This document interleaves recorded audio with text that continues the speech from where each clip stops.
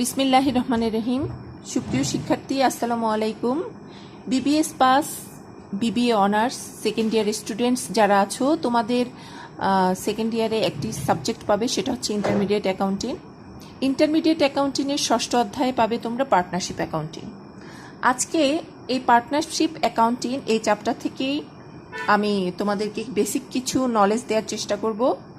যেহেতু এই অঙ্ক করার আগে তোমরা যদি বেসিক নলেজটা গেইন করতে অর্জন না পারো, তাহলে কিন্তু অঙ্কটা অঙ্ক করলেও সেটা ভাবে সেটা তুমি আয়ত্ত করতে পারবে না। ঠিক আছে, আজকের ভিডিওটা কিন্তু খুবই ইম্পর্টেন্ট। আমি সবাইকে অনুরোধ করব প্রথম থেকে শেষ পর্যন্ত খুব ভালোভাবে মনোযোগ দিয়ে দেখার জন্য এবং বোঝার জন্য।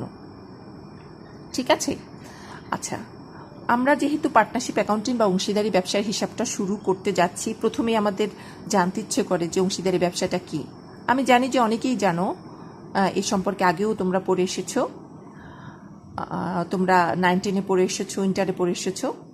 তারপরও আমি তোমাদের একটু রিমাইন্ড করে দিচ্ছি অংশীদারি ব্যবসা কাকে পড়ে। তোমরা একটু আমার সাথে মিলিয়ে নাও।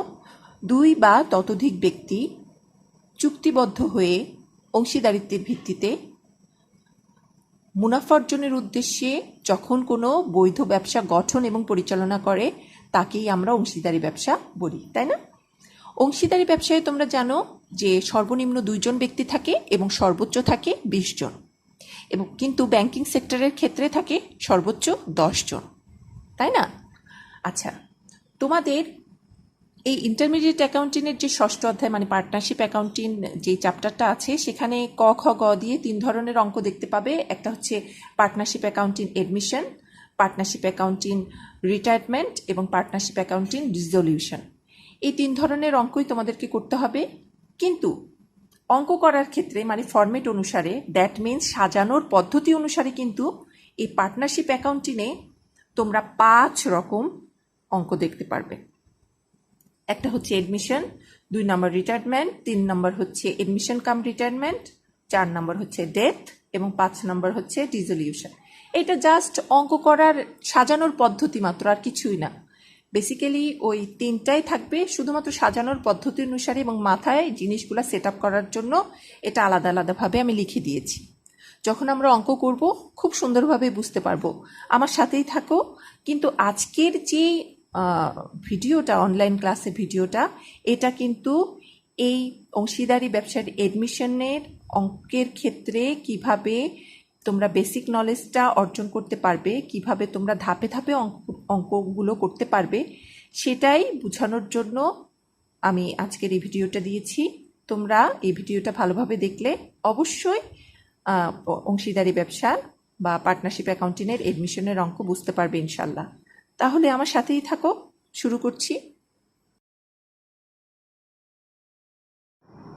তো আজকে আমাদের এই পার্টনারশিপ অ্যাকাউন্টিং এই চ্যাপ্টারের আমরা এডমিশন সেকশন থেকে আলোচনা করব। তোমরা খুব ভালোভাবে বুঝে নাও, ঠিক আছে?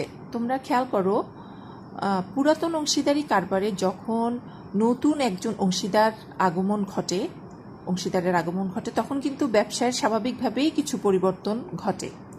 যেমন কি পরিবর্তন ঘটে? ব্যবসায়ের অবন্টিত মুনাফা মধ্যে যেমন general reserve, profit and loss account ইত্যাদি থাকলে তা কি করতে হয়? পুরাতন অংশীদারদের মধ্যে ভাগ করে দিতে হয়, মানে তারা ভাগ করে নিবে। এবং পুরাতন ব্যবসায় যে সকল সম্পত্তি বা দায় আছে তার মূল্য বাড়তেও পারে বা কমতেও পারে, তাই না? অর্থাৎ revaluation of assets and liabilities করতে হবে। এবং নতুন অংশীদারের আগমনের সময় ব্যবসায়ের গুডউইলেরও মূল্যায়ন হতে পারে। এটা হতে পারে, এখানে কিন্তু কোশ্চেনে সব কিছু দেয়া থাকবে। এছাড়া অংশীদারদের লাভ লোকসানের অনুপাতেরও পরিবর্তন করতে পারে এবং সর্বোপরি নতুন অংশীদার মূলধন বাবদ নগদ টাকা বা কোনো সম্পত্তি আনতে পারে। এই কথাগুলো আমি যেগুলো এখন আলোচনা করলাম, সেগুলোই এডমিশন সম্পর্কিত কার্যক্রম। এটা নিচে একটি আমি ছকের মাধ্যমে দিয়ে দিয়েছি, তোমরা দেখে নাও যে কিভাবে হতে পারে। যেমন অবন্টিত মুনাফা অংশীদারদের মধ্যে বন্টন করা, যেমন জেনারেল রিজার্ভ, পিএল অ্যাকাউন্টে ডেবিট বা ক্রেডিট ব্যালেন্স ইত্যাদি, সম্পত্তি ও দায়ের পুনর্মূল্যায়ন সংক্রান্ত সমস্যা, তারপর সুনাম সংক্রান্ত সমস্যা, অনুপাত সংক্রান্ত সমস্যা, নতুন অংশীদার কর্তৃক মূলধন আনয়ন, আবার পুরাতন অংশীদারদের মূলধন আনয়ন সংক্রান্ত সমস্যা। এই সকল সমস্যা কিন্তু কিভাবে সলিউশন করব সেটা আমি পরবর্তীতে স্টেপ বাই স্টেপ দিয়ে দিয়েছি, তোমরা সেগুলো দেখে নাও। তো প্রথমেই আসি অবন্টিত লাভ ক্ষতি বন্টন, মানে ডিস্ট্রিবিউশন অফ আনডিস্ট্রিবিউটেড প্রফিট। যদি জেনারেল রিজার্ভ থাকে, জেনারেল রিজার্ভ ট্রান্সফারের জন্য জাবেদা কি দিব? General reserve account debit, old partners capital account credit. এখানে কিন্তু ওল্ড রেশিও অনুযায়ী, ওই যে অনুপাতের কথা বললাম, সেই ওল্ড রেশিও অনুযায়ী কিন্তু ওল্ড পার্টনার্সদের ভিতরে ভাগ হয়ে যাবে।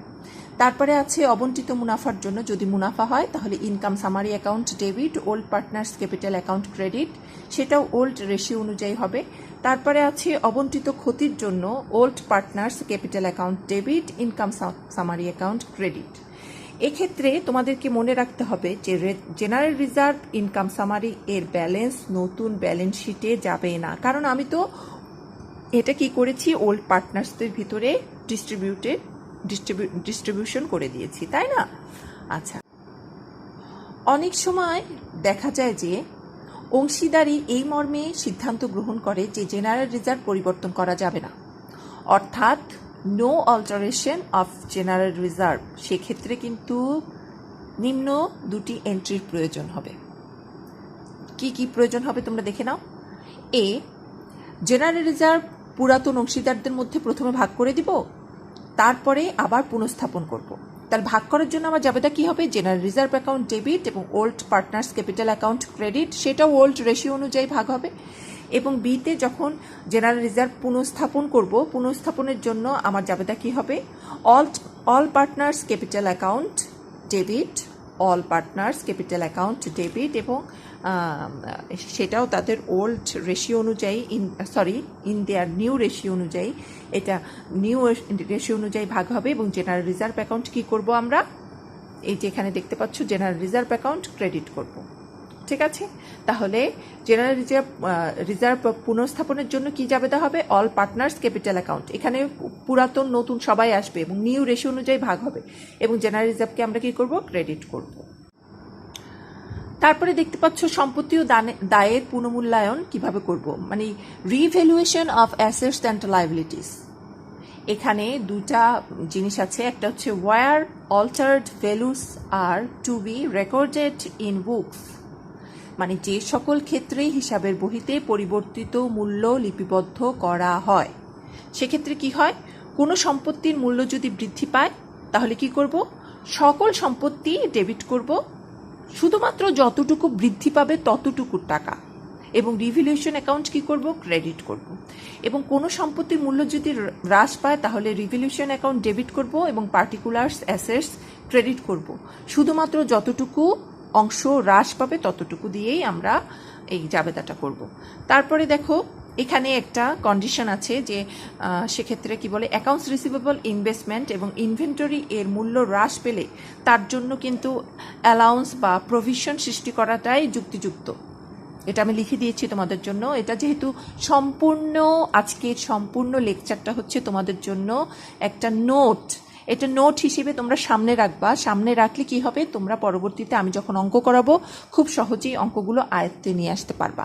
আচ্ছা, যাই হোক, এখানে যেটা অ্যালাউন্স বা প্রভিশন সৃষ্টি করাটাই যুক্তিযুক্ত বলেছি, তাহলে জাবেদাটা কি হবে?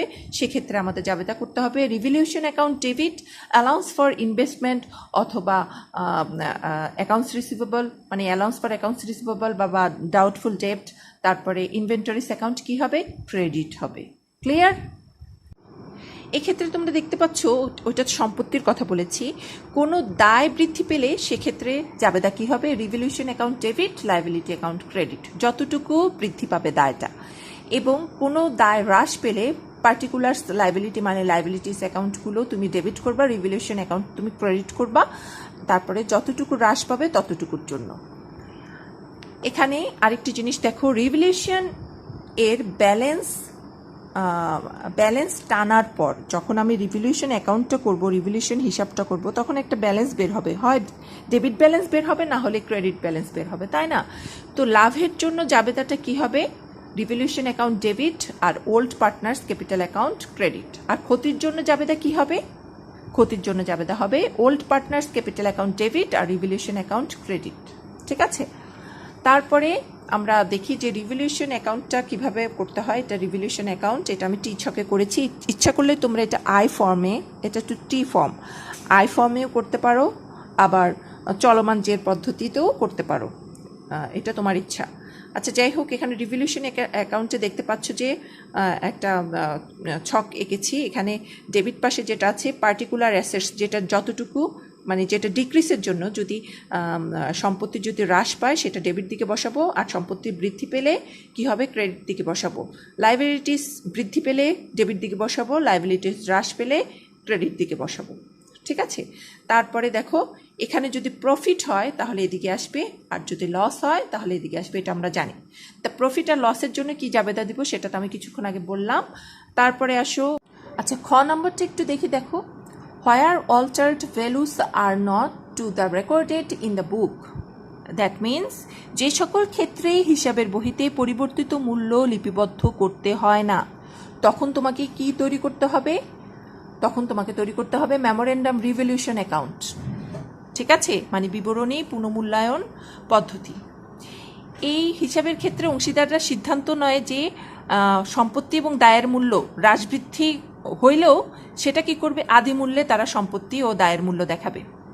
ঠিক আছে, আদি মূল্যে দেখাবে, কারণ সম্পত্তি ও দায়ের হ্রাস বৃদ্ধি উদ্বৃত্তপত্রে তারা দেখাতে চাচ্ছে না। সম্পত্তি ও দায়ের হ্রাস বৃদ্ধি উদ্বৃত্তপত্রে না দেখানোর উদ্দেশ্যেই তারা কি প্রস্তুত করে? মেমোরেন্ডাম রিভলিউশন অ্যাকাউন্ট প্রস্তুত করে। এক্ষেত্রে তারা দুইটা কাজ করে, পার্টনাররা কি কাজ করে? প্রথমটা হচ্ছে স্বাভাবিক নিয়মে সম্পত্তি এবং দায়ের হ্রাস বৃদ্ধির জন্য, হ্রাস বৃদ্ধির জন্য কি করে? একটা এন্ট্রি করে।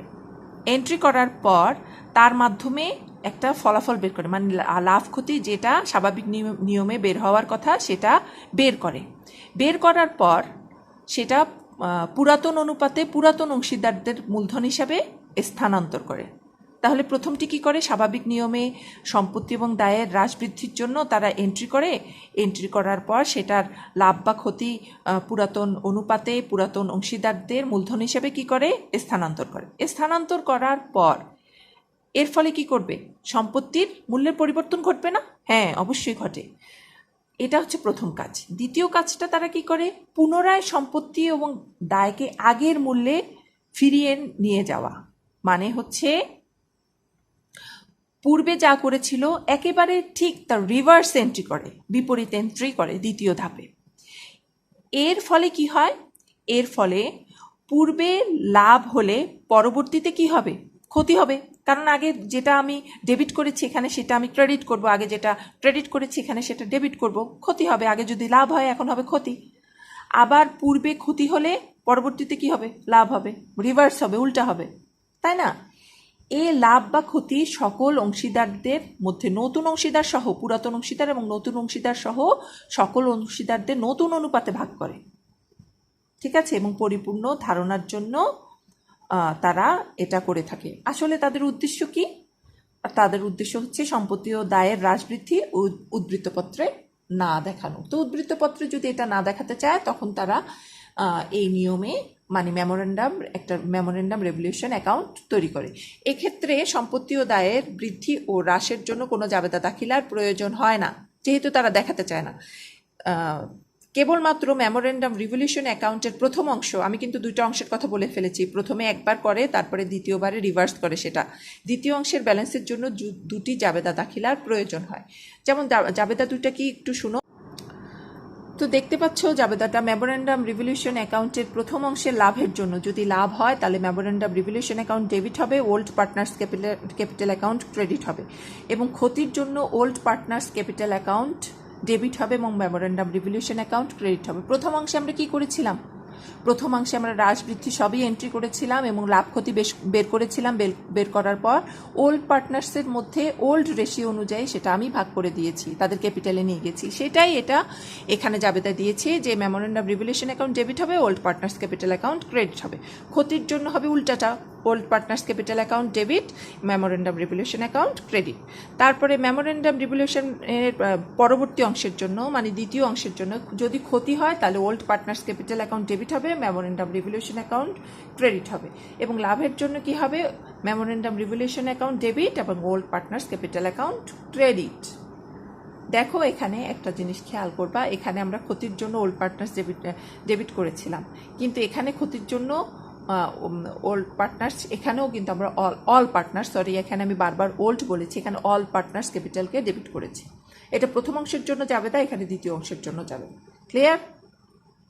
এরপরে আসো সুনাম সংক্রান্ত সমস্যা, মানে সুনামটা থাকলে কি ধরনের ক্ষেত্রে কোন পদক্ষেপ নিব, কোন মেথড ফলো করব, তাই না? যদি সুনামের কথা বলে তাহলে কি ধরনের সেটা হতে পারে সেটা একটু দেখে নিই। দেখো সুনাম সংক্রান্ত সমস্যা হতে পারে যেমন প্রিমিয়াম মেথড আমরা এটা সলিউশন করতে পারি, রিভ্যালুয়েশন মেথড অ্যাপ্লাই করতে পারি, memorandum revaluation method, capital transfer method বা মূলধন স্থানান্তর পদ্ধতি। বেসিক্যালি এই তিনটাই মূল জিনিস, এই তিনটা পদ্ধতি ফলো করা হয়।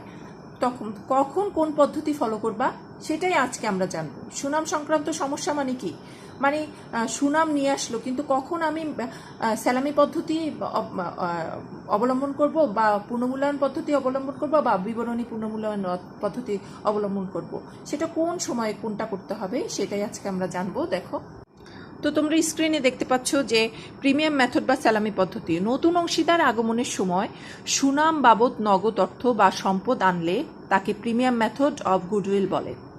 ঠিক আছে, তার মানে নগদ টাকা নিয়ে আসবে অথবা সম্পদ নিয়ে আসবে। তো সুনাম বাবদ নগদ টাকা বা সম্পদ আনলে যাবেটা কি হবে, ক্যাশ অথবা assets account debit, premium for goodwill account credit.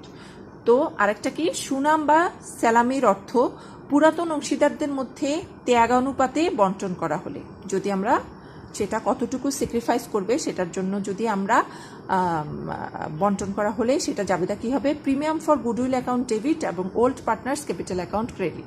এখানে ত্যাগানুপাত বা স্যাক্রিফাইসিং রেশিও কিভাবে বের করতে হয় সেটা আমি পরে বলে দিয়েছি।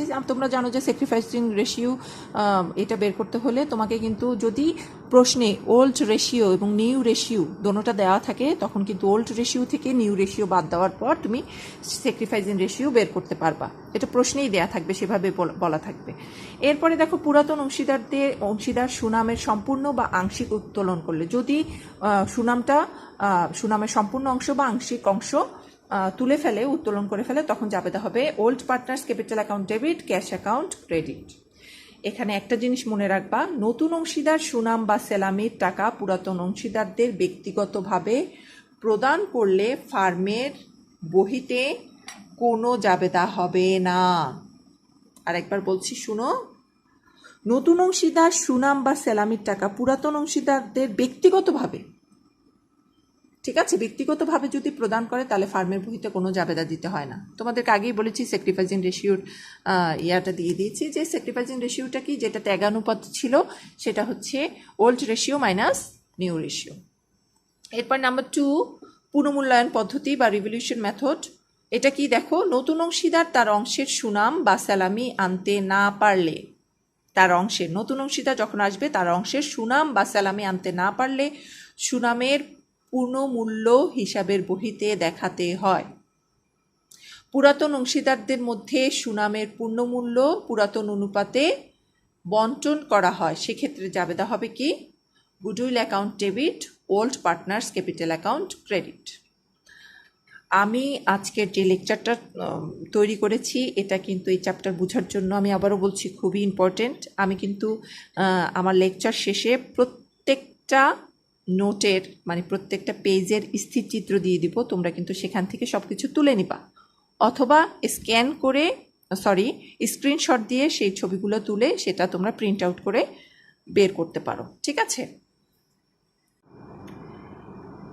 এরপরে তোমরা দেখতে পাচ্ছ যে বিবরণী পুনর্মূল্যায়ন পদ্ধতি, এটা হচ্ছে মেমোরেন্ডাম রিভ্যালুয়েশন মেথড। এই পদ্ধতিতে প্রথমে সুনামের পূর্ণমূল্য হিসাবের বহিতে আনা হয়, অর্থাৎ দেখানো হয়।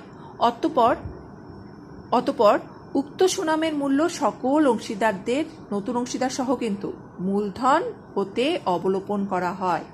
এক্ষেত্রে জাবেদা দাখিলা হবে নিম্নরূপ: যখন পুনঃমূল্যায়িত সুনাম হিসাবের বহিতে দেখানো হয়, অর্থাৎ পুরাতন অংশীদারদের মধ্যে সুনাম পুরাতন অনুপাতে ভাগ করে দেয়া হয়। ঠিক আছে, মানে হচ্ছে পুনঃমূল্যায়নের যে সুনামটা সেটা হিসাবের বহিতে দেখানো হয়, অর্থাৎ এটা মানে কি পুরাতন অংশীদারদের মধ্যে সুনাম পুরাতন অনুপাতে ভাগ করে দেয়া হয়। তাহলে জাবেদা কি হবে? গুডউইল অ্যাকাউন্ট ডেবিট হবে এবং ওল্ড পার্টনার্স ক্যাপিটাল অ্যাকাউন্ট কি হবে? ক্রেডিট হবে। এরপরে যখন কোনো অংশীদারের, নতুন অংশীদার সহ মূলধন হতে নতুন অনুপাতে অবলোপন করা হয়, তখন কি হবে? All partners capital account debit আর গুডউইল অ্যাকাউন্ট ক্রেডিট। এরপরে আসো অনুপাত সংক্রান্ত সমস্যা। আমি আগেই বলেছি এখানে কি কি ধরনের, কিভাবে অনুপাত তোমরা বের করতে হবে সেটা আমি বলে দিচ্ছি। যে এখানে কি বলে দেখো, কোন রেশিও কোন কাজে লাগে। এখানে রেশিও দেয়া থাকে যে কোন রেশিও বা কোন অনুপাতে কে কতটুকু কি পাবে। যেমন ওল্ড রেশিও তোমার কখন কাজে লাগবে? জেনারেল রিজার্ভ, তারপর net income, profit and loss on revolution অ্যাকাউন্টের প্রফিট অ্যান্ড লস। ঠিক আছে, এটা কখন লাগে? রিভলিউশন মেথডের গুডউইল ভাগ করার জন্য লাগে। তাছাড়া স্যাক্রিফাইজিং রেশিও বের করতেও তোমার ওল্ড রেশিও লাগে, কারণ আমরা স্যাক্রিফাইজিং রেশিওর সূত্রটা কি বলেছি? Sacrificing ratio equal to old ratio minus new ratio. তারপর স্যাক্রিফাইজিং রেশিও দেখো প্রিমিয়াম মেথডের আর গুডউইল ভাগ করতে এবং নিউ রেশিও বের করতে এই রেশিও লাগে। ঠিক আছে, এই রেশিওটা তোমার, স্যাক্রিফাইজিং রেশিওটা তোমার কখন লাগবে? সুনামের ওই যে মূল্য বললাম যে সুনাম মূল্যায়নের প্রথম পদ্ধতি প্রিমিয়াম মেথড, সেটার জন্য এটা লাগে। তারপর নিউ রেশিও মেমোরেন্ডাম রিভলিউশন মেথডের গুডউইল ভাগ করতে এবং ক্যাপিটাল অ্যাডজাস্টমেন্টের জন্য এই নিউ রেশিওটা তোমার লাগবে। এরপরে যখন মূলধন আনয়ন করবে, হ্যাঁ, তখন সেটা আমরা মানে ক্যাপিটাল কন্ট্রিবিউশনটা কিভাবে আমরা হিসাবভুক্ত করব সেটা একটু দেখো। যখন নতুন অংশীদার মূলধন বাবদ নগদ টাকা আনলে, যদি নতুন অংশীদার মূলধন বাবদ টাকা নিয়ে আসে, তখন জাবেদা কি হবে? Cash account debit, new partners capital account credit. নতুন অংশীদার নগদ টাকা ব্যতীত অন্য কোনো সম্পদের মাধ্যমে মূলধন আনয়ন করলে অ্যাসেটস অ্যাকাউন্টকে ডেবিট করব এবং নিউ পার্টনার্স ক্যাপিটাল অ্যাকাউন্টকে কি করব? ক্রেডিট করব। এখানে নাম দেয়া থাকবে, নাম থাকলে সেই নামটা হবে। নতুন অংশীদার মূলধন বাবদ ব্যক্তিগত সুনাম আনয়ন করলে, যদি সুনাম আনে, তাহলে গুডউইল অ্যাকাউন্ট কি হবে? ডেবিট আর new partners capital account credit. আচ্ছা, যাই হোক, আজকের এই লেকচারে তোমরা মোটামুটি অনেক কিছু বুঝতে পেরেছো। আমরা একটু সারসংক্ষেপে আসি, মানে এক নজরে কিভাবে আমরা নতুন অংশীদারের আগমন সংক্রান্ত হিসাবের ধাপসমূহ কি কি অঙ্ক, আসলে কি কি আমাদের করতে হয়, কি কি হিসাব করতে হয় সেটা একটু জেনে নিই। দেখো, প্রথমে আমরা জার্নাল এন্ট্রি করব, তারপর লেজার করব যদি করতে বলা হয়, তারপর রিভলিউশন অ্যাকাউন্ট করব, তারপর all partners capital account including new partner এটা করব, তারপরে ক্যাশ অ্যান্ড ব্যাংক করব, balance sheet for new firm, এগুলো আমাদেরকে করতে হবে। আমি আজকের এই লেকচারের আমি তোমাদেরকে আবারও বলছি যে আজকের এই লেকচারের প্রত্যেকটা পেজের ছবি আমি যেহেতু দিয়ে দিচ্ছি, তোমরা সেই ছবিগুলা স্ক্রিনশট নিয়ে ভালোভাবে সেগুলো প্রিন্ট আউট করে নাও বা খাতায় তুলে নাও, সেটা অ্যাজ ইউ উইশ, তুমি যেভাবেই পারো। কিন্তু এই আজকের লেকচারটা কিন্তু খুবই ইম্পর্টেন্ট, তোমরা তুলে রাখো। নেক্সটে আমি যখন অঙ্ক করব তখন এই শিটটা তোমরা কি করবা? সামনে রাখবা। এটা তো নোটের মতো, তাই না? খুবই ইম্পর্টেন্ট টপিক এটা। তো এটা যখন সামনে রাখবা তখন অঙ্কটা খুব ভালোভাবে বুঝতে পারবা, সহজেই বুঝতে পারবা, সহজেই ক্যাচ করতে পারবা। তো ঠিক আছে, আমি দিয়ে দিচ্ছি, তোমরা দেখে নাও, মানে স্থির চিত্র দিয়ে দিচ্ছি, তোমরা দেখে নেবা। ওকে, আল্লাহ হাফেজ।